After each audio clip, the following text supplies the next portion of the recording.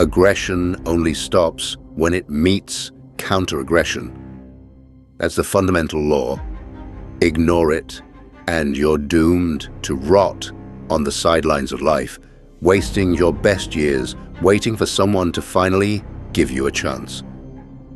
Aggression is a living creature's expansion into the environment to conquer and secure its space. It's the core drive of all life. But in humans, because of overcomplicated signaling and self-awareness, the system can glitch. The brain starts confusing reality with its own fantasies, sometimes even letting fantasies win. And a man can go his entire life without ever switching on this primal mechanism. Every living thing takes as much space as it can hold. That's nature. Violate that law, and destruction is guaranteed. When the dominant one, father, CEO, president, starts playing nice or is forced to make room for others, the result is always the same. You don't raise warriors. You raise fragile, barely standing structures, because real strength is forged only in honest, no-mercy combat. Only real, uncompromising fight for your territory creates an accurate map of life and its rules, because letting someone win and going easy creates a false picture of reality. Will a fighter who's been babied in sparring survive a real street fight where no one pulls punches? Hell no. Going easy is refusing to give negative feedback.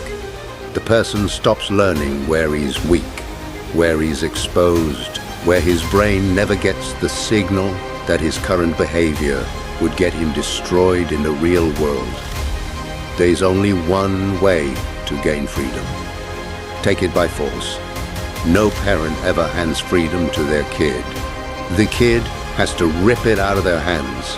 And woe to the parent who feels sorry and gives it for free. Woe to the kid who sits waiting to be granted independence. If you have ideas, beliefs, a vision, and you want them heard in your family, crew, company, country, there's only one way. Stand up straight and say it loud.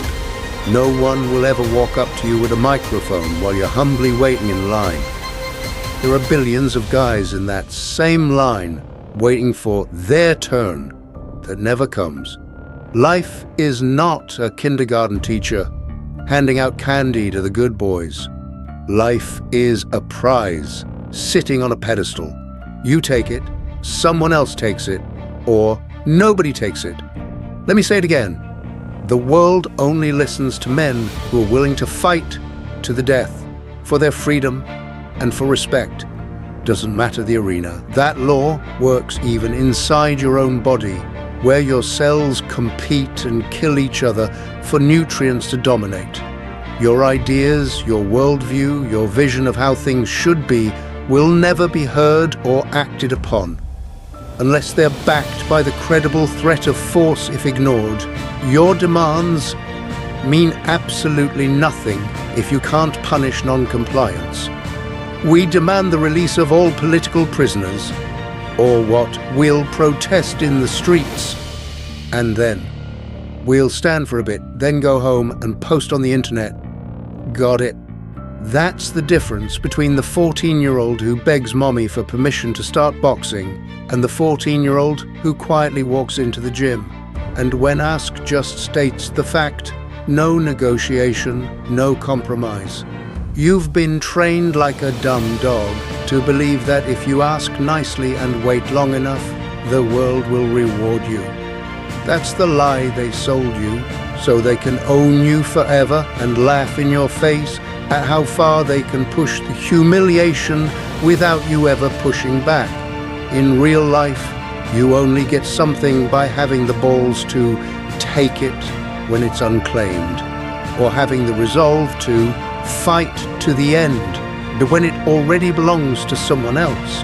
And the worst slaves are the ones who mask their cowardice as being civilized, good manners, high morals. Nothing sweeter for the master than a slave who thinks he's superior because he refuses to fight for his space. Your parents, your wife, your kids, your friends. No one will ever take you seriously if nothing bad happens to them when they disrespect you. Only the absolute conviction of a kamikaze, jihadist, whatever you want to call it. The willingness to escalate, to burn bridges, to go nuclear if your boundary is crossed. Only that works. No one will ever give you space in your family, career, or society until you decide you want it and force them to give it, either through mutual benefit or through threats you are 100% willing to execute. It doesn't matter how right you are, how smart, how educated, how morally superior, how perfectly you can argue. None of it matters if they can ignore you at zero cost. You only exist to the exact degree that you're willing to fight for your space. Outside of your actions, there's nothing but ghosts and illusions you've mistaken for reality. Rights are not discovered through debate. Rights are created by power that can enforce them. There is no right except the right of the strong. There is no truth except the truth backed by force. And the man who believes he's right has only one way to prove it: step onto the battlefield of power and win. Who's got the power?